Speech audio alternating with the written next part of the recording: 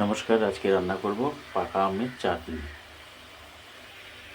গরম জল বসিয়েছি, গরম জলে একটুখানি ভাপিয়ে নেবো পাকা আমটাকে, আর গুড় দিয়ে চাটনিটাকে করব। পাকা আমগুলো খোলার সময় দিয়ে চাটনিটা করছি, খেতে ভালো লাগবে। একটু ভাপিয়ে নিই, টক ভাবটা একটু কমে যাবে। পাকা আমের চাটনি করতে ফোড়নে দেবো 5 ফোড়ন, গোটা শুকনো লঙ্কা আর তেজপাতা। তেলটা গরম হয়ে গেছে, এবার ফোড়নগুলো সব একেবারে দিয়ে দিলাম আমি। গুড়টা জলের মধ্যে দিয়ে দিয়েছি, এবার ভাপানো আমগুলোকে দিয়ে দেবো।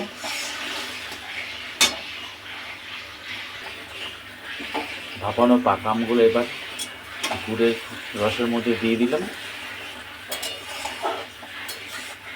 5 মিনিট হয়ে যাবে, আমাদের আমের চাটনিটা হয়ে যাবে রান্না।